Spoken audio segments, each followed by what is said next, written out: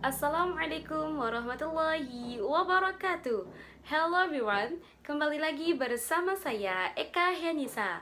Baik, langsung saja pada kesempatan kali ini saya akan membahas atau mereview jurnal yang relevan dengan ensiklopedia tasawuf, di mana di sini saya akan membahas tentang tokoh-tokoh sufi terkemuka. Baik, langsung saja. Di sini kita akan membahas beberapa pembahasan. Yang pertama, pandangan ulama muktabar tentang 3 sufi. Terus yang kedua yaitu sejarah dan tokoh tasawuf pasca Wali Songo. Yang ketiga, wahdatul wujud, pengertian dan tokohnya. Yang keempat yaitu tasawuf di Indonesia. Yang kelima, konsep sufi sejati. Yang keenam, pemikiran sufistik Abu Said Al-Baji dan Abu Hasan As-Sajili. Yang ketujuh yaitu kontroversi sufi mutafaqih. Dan yang kedelapan yaitu rekonstruksi pemikiran Jalaluddin Rumi di era global. Terus yang kesembilan yaitu Women's Transformation in Controversial Sufi Leadership. Yang ke-10 yaitu telaah sufisme dan tarekat dalam Al-Quran. Nah, yang ke-11 yaitu kesimpulan. Baik, langsung saja marilah kita bahas pembahasan yang pertama, yaitu pandangan ulama muktabar tentang 3 ulama sufi. Nah, di mana di sini kita akan membahas beberapa pembahasan, di mana yaitu kita akan membahas yang pertama itu masalahnya, tujuan, metode, hasil, kekurangan dan kelebihan pada jurnal tersebut. Nah, yang pertama yaitu pada permasalahannya. Jurnal ini adalah masalah utamanya itu dalam penelitian ini berpusat pada pandangan yang kontroversi dari 3 tokoh sufi besar, yaitu Ibnu Arabi, Al-Hajj dan Syekh Siti Jenar. Terus tujuannya yaitu mengkaji pandangan ulama muktabar terhadap ajaran 3 sufisme. Nah, di mana tujuan utama di dalam penelitian ini ada tiga tujuan. Yang pertama yaitu mengkaji 3 tokoh sufi yang sudah saya sebutkan tadi. Terus yang kedua yaitu ada mengkaji pandangan para ulama muktabar terhadap ajaran dan pemikiran mereka. Terus yang ketiga yaitu menggali lebih dalam bagaimana ajaran ketiga tokoh tersebut dikritik atau disalahpahami dalam konteks sejarah dan budaya. Terus yang ketiga yaitu ada metode. Metode dalam penelitian ini menggunakan metode studi pustaka descriptive analysis. Di mana pada penelitian ini peneliti memulai dengan pengumpulan data melalui kajian literatur utama yang dianalisis dan sekunder, studi dan ulasan tentang pandangan tokoh. Dan dia juga menggunakan pendekatan komparatif untuk mengeksplorasi perbedaan dan kesamaan pandangan para tokoh. Nah, selanjutnya yaitu ada hasil dari penelitian ini, di mana hasil dari ini adalah di mana semua tokoh ini memiliki pendapatnya berbeda-beda, tapi meskipun tidak berbeda-beda, semuanya itu memiliki kesamaan dalam hal pemahaman tentang kesatuan antara diri dan Tuhan. Namun cara mereka mengungkapkan dan mendalami hubungan ini berbeda-beda. Dari teori metafisika Ibnu Arabi, pengalaman fana Al-Hajj, itu dikembangkan oleh Al-Hajj. Nah, terus sedangkan hingga pendekatan kontekstual yaitu Syekh Siti Jenar yang menggabungkan tradisi lokal. Nah, di mana setiap ajaran mereka itu memiliki pengaruh yang signifikan terhadap perkembangan tasawuf dan pemikiran Islam dunia. Ketiga tokoh ini memiliki kesamaan dan mengangkat tema kesatuan antara diri dan Tuhan. Terus di sini ada juga kekurangan penelitian ini, yaitu analisis komparatif dan sumber kelebihannya yaitu analisis komparatif dan sumber ulama otoritatif. Kekurangannya yaitu kurang analisis teks primer dan definisi muktabar tidak jelas. Di mana jurnal ini menggunakan istilah ulama muktabar terpercaya sebagai kerangka, namun tidak ada pembahasan atau kriteria yang jelas mengenai siapa yang dikategorikan muktabar dan bagaimana kriteria ini mempengaruhi interpretasi ajaran sufi, terutama mengingat adanya perbedaan tajam antara ulama fikih dan ulama sufi. Selanjutnya pembahasan yang kedua yaitu sejarah dan tokoh-tokoh tasawuf Wali Songo di Nusantara, atau sejarah tokoh tasawuf di pasca Wali Songo. Yang pertama yaitu masalah pada penelitian ini. Ini berpusat pada upaya untuk menunjukkan bahwa ajaran sufi tidak meredup setelah era Wali Songo, tetapi justru berkembang dan meluas melalui jaringan ulama tarekat di berbagai wilayah Nusantara, khususnya Sumatera. Dan lebih singkatnya yaitu permasalahannya ini yaitu anggapan tasawuf meredup setelah era Wali Songo, padahal berkembang dan meluas gitu permasalahannya. Nah, terus tujuan dari penelitian ini yaitu untuk menjelaskan bagaimana para ulama tersebut mengembangkan ajaran tasawuf, menggambarkan kontribusi sosial keagamaan mereka, serta menilai pengaruhnya terhadap pembentukan corak keislaman di Sumatera, atau yang lebih singkatnya yaitu menunjukkan kesinambungan dan peran ulama Sumatera. Metode dalam penelitian ini menggunakan kajian pustaka deskriptif, kualitatif deskriptif. Teknik pengumpulan data pada jurnal ini meliputi pencarian literatur melalui katalog perpustakaan dan basis data online seperti Google Scholar, serta portal jurnal sosial. Terus hasil dari penelitian ini yaitu tasawuf berkembang di Aceh dan Minangkabau membentuk karakter Islam Nusantara. Penjelasannya di mana tasawuf pasca Wali Songo itu bertransformasi menjadi kekuatan budaya dan sosial yang yang mengakar kuat, membentuk karakter spiritual komunitas Muslim Indonesia hingga saat ini. Perkembangan di Sumatera menunjukkan hal-hal berikut. Yang pertama yaitu pusat perkembangan tasawuf pasca Wali Songo. Sumatera, khususnya Aceh dan Minangkabau, menjadi salah satu pusat penting perkembangan tasawuf di Nusantara. Terus tokoh-tokoh kunci di Sumatera yaitu ada Syekh Abdur Rauf As-Singkili, Syekh Burhanuddin Ulakan, Syekh Ismail Al-Khalidi, Tuanku nan Renceh, peran. Nah, terus di sini ada peran lembaga sosial, di mana ulama-ulama ini membangun jaringan pendidikan berbasis surau, dayah dan pesantren yang kokoh, menanamkan nilai dan memperkuat identitas Islam. Sedangkan kelebihan pada penelitian ini yaitu konektivitas ulama dan relevansi sosial politik yang kuat. Kekurangannya yaitu fokus wilayah yang sempit, di mana meskipun judulnya Nusantara, pembahasan tokoh ini pasca Wali Songo hampir sepenuhnya terfokus pada Sumatera gitu maksudnya. Nah, terus selanjutnya pembahasan yang ketiga yaitu wahdatul wujud, pengertian, tujuan, tokoh-tokoh, pengembangannya dalam pemikiran tasawuf.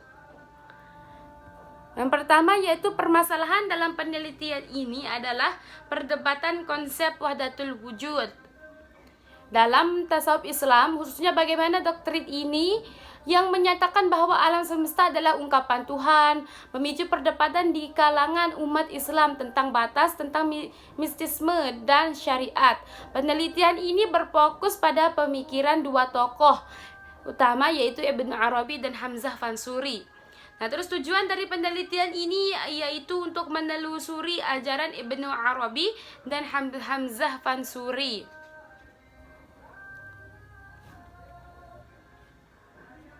Nah, terus metode pada penelitian ini yaitu menggunakan metode studi pustaka kualitatif. Data yang dikumpulkan dari berbagai sumber yang dapat dipercaya seperti buku, jurnal, dan dokumen yang relevan yang berkaitan dengan konsep wahdatul wujud. Hasil dari penelitian ini yaitu menunjukkan bahwa konsep wahdatul wujud Ibnu Arabi khususnya tajalli memiliki pengaruh yang signifikan terhadap tasawuf termasuk di Nusantara karena pemikiran Hamzah Fansuri. Namun Nuruddin Ar-Riniri sangat menentang ajaran ini, menganggapnya menyimpang dari Islam. Hal ini mengakibatkan Hamzah Fansuri dibunuh selama pemerintahan Sultan Iskandar Tatani. Gagasan wahdatul wujud masih relevan dalam kajian Islam dan memberikan pemahaman yang lebih mendalam tentang hubungan antara Tuhan dan makhluknya. Ini berlaku meskipun dihadapkan pada tantangan. Nah, terus kelebihan pada penelitian ini atau jurnal ini yaitu fokus yang jelas, historis yang kuat. Di mana penelitian ini memiliki fokus yang jelas yaitu membandingkan dan mengulas konsep wahdatul wujud melalui pemikiran dua tokoh yaitu Ibnu Arabi, tokoh global, dan Hamzah Fansuri, tokoh Nusantara. Terus kekurangan dalam jurnal ini yaitu analisis teologis yang kurang mendalam. Selanjutnya yaitu pembahasan yang keempat yaitu tasawuf di Indonesia. Permasalahan utama dari jurnal ini yaitu bagaimana tasawuf yang memiliki sejarah perkembangan yang panjang, kaya, dan kompleks di Indonesia sejak masuknya Islam pada abad ke-13 telah menjadi bagian integral dari kehidupan spiritual Muslim dan berkembang menjadi tradisi yang unik dan beragam. Atau yang lebih singkatnya, permasalahan pada jurnal ini adalah kompleksitas perkembangan tasawuf sejak abad ke-13. Terus tujuan dari jurnal ini yaitu mengembangkan sejarah dan tokoh-tokoh sufi pribumi yang berperan besar dalam membentuk identitas spiritual masyarakat Muslim di Indonesia. Metode yang digunakan dalam penelitian ini yaitu untuk menggambarkan sejarah perkembangan tasawuf di Indonesia dan mengenalkan tokoh-tokoh sufi pribumi yang berperan besar dalam membentuk identitas spiritual masyarakat Muslim di Indonesia.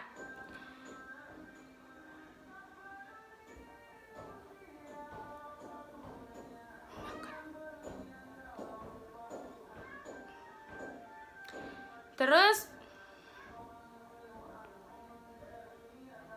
metode dari penelitian ini yaitu kan kajian pustaka kualitatif. Hasil dari jurnal ini adalah tasawuf efektif dalam islamisasi masyarakat Nusantara.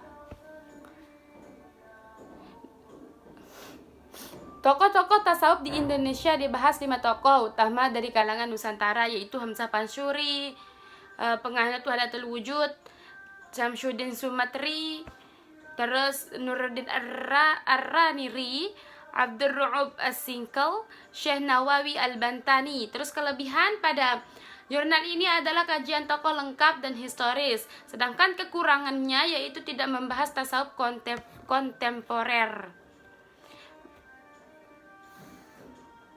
Terus selanjutnya kita akan membahas pembahasan yang kelima yaitu konsep sufi sejati dalam kitab utama tarekat di Indonesia yaitu studi atas kitab Ar-Risalah Al-Quraisyah. Permasalahan pada jurnal ini adalah kurangnya kajian tentang konsep sufi sejati atau lebih khususnya lagi yaitu tentang konsep sufi sejati atau yang sering disebut dengan Al-Insal Al-Kamil. Tujuan dari penelitian ini adalah menganalisis konsep Al-Insan Al-Kamil menurut Al-Quraisy. Terus metode dalam penelitian ini menggunakan metode studi pustaka kualitatif.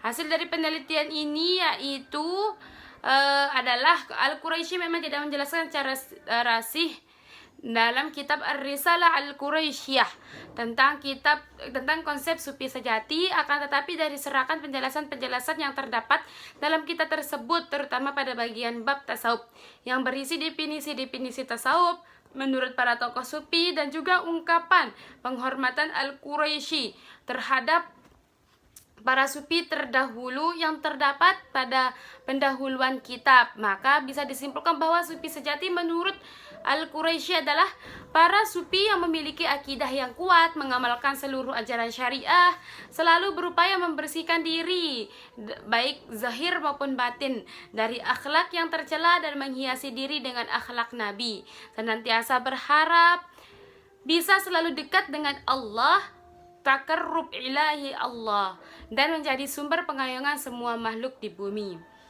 Sedangkan kelebihan pada jurnal ini yaitu fokus baru dan kontekstual historis. Terus kekurangannya yaitu proses interpretasi yang kurang rinci. Selanjutnya kita bahas pembahasan yang keenam, yaitu pemikiran sufistik Abu Sa'id Al-Baji dan Abu Hasan Asyadzili. Yaitu permasalahan yang pertama, yaitu permasalahannya itu pandangan negatif terhadap tasawuf modern. Tujuan dari permasalahannya ini yaitu mengkaji pemikiran dua tokoh dan lahirnya tarekat Sajili. Terus metode dalam penelitian ini menggunakan metode studi pustaka kualitatif. Hasil dari penelitian ini adalah Abu Hasan Asyadzili bertemu dengan Abu Sa'id Al-Baji di Tunis sekitar tahun 621 sampai 1224 Masehi. Dalam pertemuan tersebut, Al-Baji mampu mengungkap kondisi spiritual dan rahasia jiwa Asyadzili yang membuatnya mendapat manfaat spiritual yang luar biasa. Atau yang lebih singkatnya, ajaran Syadziliyah menyeimbangkan antara dunia dan akhirat. Contohnya, jika kita bekerja dari jam 7 sampai jam 5, maka selebih dari jam 5 itu kita harus beribadah kepada Allah. Dan kita pada setiap bekerja itu juga harus mengingat Allah. Jika ada waktu masuk azan, maka kita sholat. Kelebihan pada kekurangan penelitian ini yaitu relevansi modern dan koreksi stigma negatif. Jurnal ini berhasil menyoroti bahwa ajaran Sajiliyah bekerja tidak menolak dunia, responsif, sosial atau politik, adalah antitesis dari stigma negatif bahwa tasawuf identik dengan kemalasan dan menjauhi dunia. Nah, sedangkan kekurangan dalam jurnal ini yaitu analisis Al-Baji yang kurang mendalam, atau pada bagian hasil dan pembahasan subbab mengenai pemikiran sufistik Abu Sa'id Al-Baji dan Abu Hasan Asyadzili terasa kurang terpisah secara spesifik dalam penulisan. Selanjutnya kita akan membahas pembahasan yang ketujuh, yaitu kontroversi kaum sufi dan kaum mutafaqih tentang fikih dan agama dalam kitab Al-Luma. Masalah utama dalam jurnal ini yaitu konflik antara kaum sufi dan ahli fikih. Tujuan dari penelitian ini yaitu untuk memahami dan mengkritisi pemikiran Syekh Abu Nasr As-Sarraj Al-Tusi mengenai kontroversi kaum sufi terhadap kaum mutafaqih tentang fikih dan agama sebagai tertua dalam kitab Al-Luma. Terus metode dalam penelitian ini menggunakan metode studi pustaka atau analisis wacana sekritis. Hasil dari penelitian ini yaitu pendapat Syekh Abu Nasr As-Sarraj memihak atas membenarkan kaum sufi. Beliau memberikan argumen-argumen yang sangat kritis dan membuktikan kebenaran kaum sufi di balik tuduhan-tuduhan kaum mutafaqih. Atau yang lebih singkatnya, tasawuf dan fikih saling melengkapi dan perlu keseimbangan. Dan kelebihan dari jurnal ini yaitu relevan dan menengahi dua kubu, tidak memihak pada satu kubu saja. Sedangkan kekurangan dari penelitian ini yaitu kritik terhadap Al-Sarraj kurang tajam. Selanjutnya kita akan membahas pembahasan yang ke-8 yaitu rekonstruksi pemikiran Sufi kontemporer, yaitu analisis pemikiran Jalaluddin Rumi dan dalam konteks globalisasi. Pertama yaitu permasalahan pada jurnal ini, yaitu bagaimana proses rekonstruksi pemikiran Jalaluddin Rumi terjadi dalam konteks globalisasi, bagaimana ajaran-ajaran Rumi tetap relevan di tengah dinamika sosial dan budaya yang cepat berubah akibat globalisasi. Sedangkan tujuan dari penelitian ini yaitu bertujuan untuk menganalisis bagaimana pemikiran Jalaluddin Rumi direkonstruksi dalam konteks globalisasi guna memahami bentuk adaptasi ajaran terhadap dinamika kontemporer. Sedangkan metode dalam penelitian ini yaitu menggunakan metode kualitatif atau analisis karya dan literatur sekunder. Terus hasil dari penelitian ini menunjukkan bahwa pemikiran Rumi telah mengalami rekonstruksi signifikan untuk beradaptasi dengan dinamika global. Konsep-konsep inti Rumi seperti cinta, universal, kesatuan eksistensial, dan pengalaman mistik telah diterjemahkan ke dalam format yang lebih mudah diakses dan relevan bagi audiens global yang beragam. Sedangkan globalisasi berperan penting dalam memperluas jangkauan ajaran Rumi dan mengintegrasikannya dengan praktik spiritual modern. Adaptasi ini melibatkan penyajian ajaran Rumi dalam berbagai media dan format seperti buku populer, media digital, kutipan inspiratif di media sosial, serta integrasi dengan praktik spiritual dan kesejahteraan kontemporer seperti meditasi dan mindfulness di barat. Atau kelebihan pada penelitian ini yaitu lebih berfokus pada kontekstual dan lintas budaya, di mana menegaskan relevansi abadi dari ajaran Rumi tentang cinta universal dan eksistensial dalam menghadapi tantangan kontemporer di era globalisasi. Sedangkan kekurangan dalam penelitian ini yaitu kurang analisis distorsi akibat komersialisasi. Selanjutnya kita akan membahas pembahasan yang ke-9 yaitu Women's Transformation in Contemporary Sufi Leadership. Yaitu permasalahan utama dari jurnal ini adalah minimnya peran perempuan dalam kepemimpinan Sufi. Nah, tujuan dari penelitian ini yaitu untuk menjelaskan transformasi peran perempuan Sufi kontemporer. Metode dalam penelitian ini yaitu menggunakan studi pustaka dan meta-analisis. Hasil dari penelitian ini yaitu perempuan kini menjadi pemimpin spiritual global seperti Nur Artiran, Cemal Nur Sargut, dan lain-lainnya. Atau yang lebih panjang atau lebih penjelasannya yaitu hasil dari penelitian ini yaitu kita harus memberikan ruang bagi perempuan. Dalam konteks ini, Sufisme kontemporer memungkinkan perempuan untuk melampaui batas dogma normatif Islam, menemukan makna sejati, dan bebas mengekspresikan diri. Nah, terus di sini ada perbedaan konteks.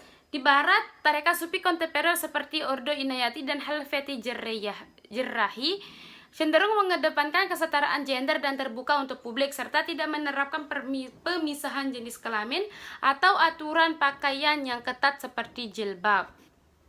Tapi berbeda dengan di Indonesia. Berbeda. Sedangkan kelebihan pada penelitian jurnal ini yaitu fokus gender dan contoh nyata. Terus kekurangannya yaitu data lapangan yang terbatas. Di sini itu tidak menjelaskan berapa data data-data yang harus dicantumkan. Lanjutnya kita bahas pembahasan yang terakhir atau yang ke-10, yaitu telaah sufisme dan tarekat dalam Al-Quran perspektif mufassir. Masalah utama dari ini yaitu mengangkat isu penting dalam studi Islam, yaitu hubungan antara konsep sufisme dan ajaran tarekat dengan teks suci Al-Quran.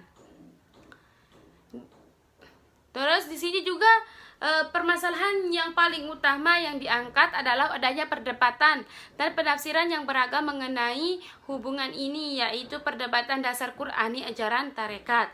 Tujuan dari penelitian ini yaitu adalah untuk mengidentifikasi konsep tarekat dalam Al-Quran, memahami pengaruh ajaran tarekat pada interpretasi ayat-ayat suci, dan mengeksplorasi perspektif para mufassir terkait hubungan ini, atau menganalisis ayat-ayat dan tafsir terkait konsep tarekat. Metode dalam penelitian ini menggunakan tafsir komparatif.